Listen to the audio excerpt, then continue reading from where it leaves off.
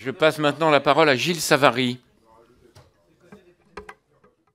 Merci, Monsieur le Président. Je voudrais également saluer le travail des deux rapporteurs, qui est très intéressant. En particulier, j'ai feuilleté le rapport, mais je viens juste de le découvrir, au niveau des données et de l'information qu'il contient. Ce que je voudrais d'abord dire, c'est que, bon, j'ai beaucoup de respect pour Charles Pasqua, sa vie, son œuvre, mais est-ce qu'on a vraiment évalué les politiques de zonage? Parce que dans mon département, ceux qui étaient pauvres avant les ZRR est plus pauvre après les ZRR. Et les ZRR n'y sont pour rien. Mais ce que je veux dire, c'est qu'il y a un certain nombre de dynamiques territoriales qui n'ont pas été redressées par les ZRR. Ni en termes de péréquation, ni en termes d'attractivité, et surtout pas en termes d'attractivité. Vous savez par exemple que les médecins, avant que les ZRR existent, étaient exonérés d'un certain nombre de charges. Et ils désertent néanmoins les territoires ruraux. Donc la question est de savoir s'il ne faut pas qu'on renverse complètement nos perspectives et notre mode d'approche pour savoir comment on redonne vie à ces territoires. En particulier, la question est celle de l'équipement des services. Dans les prochaines années, les territoires ruraux vont être prodigieusement des investisseurs, puisque nous n'avons plus de ruraux. Nous avons des urbains qui habitent à la campagne, qui vont demander des crèches, qui vont demander des EHPAD, qui vont demander des spécialités, des collèges à proximité, qui vont demander des transports publics.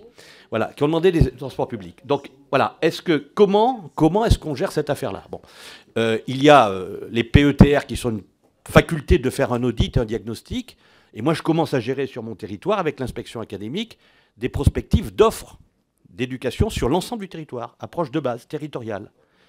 Voilà, en disant, voilà, dans 15 ans, quelle sera la population? Vous aurez observé, ce qui est très intéressant dans les tableaux qui ont été fournis, les ZRR sont tous en augmentation de population. Toutes. Toutes. Donc il faut qu'on réponde à des questions précises. Réhabilitation des centres-bourgs, offre de services publics et privés, je pense aux services sociaux et aux services médicaux, emploi, évidemment, peut-être la chose la plus compliquée. Et à cet égard, nous avons, nous, en Gironde, des ZRR qui sont très cruellement concurrencés par la formidable focalisation d'outils fiscaux et d'outils volontaristes comme l'ANRU sur l'agglomération. On ne résiste pas à une zone franche urbaine. On ne résiste pas à une zone franche urbaine qui se situe à 50 km. Je veux dire, dans la zone franche urbaine, dès lors que cette zone franche urbaine, il y a de compétition entre les zonages, offre aujourd'hui des exonérations fiscales et sociales avantageuses, on ne va pas aller dans le fin fond du monde rural.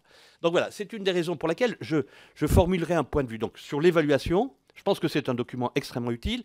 Et je voudrais vous interroger quand même pour savoir quel est votre sentiment, parce que moi je pense que ce qu'il faut éviter, c'est que ce type de rapport, excellent par ailleurs, qui fait quand même la radiographie et des propositions sur un outil, reste simplement instrumental. Et c'est-à-dire qu'on regarde comment il peut contribuer à des objectifs très précis de revitalisation du monde rural.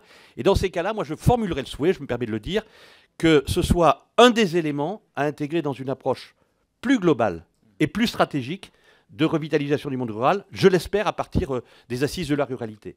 Donc, document versé pour pièce, très important des assises de la ruralité, mais peut-être qu'il ne faudrait pas que l'on considère qu'il suffirait de s'affranchir. C'est facile auprès de nos maires, hein, d'une reconduction des ZRR avec un design beaucoup plus moderne, tel que vous l'avez proposé, beaucoup plus épuré et sans doute très intéressant, pour que l'on arrive demain à redresser un certain nombre de difficultés structurelles du monde rural.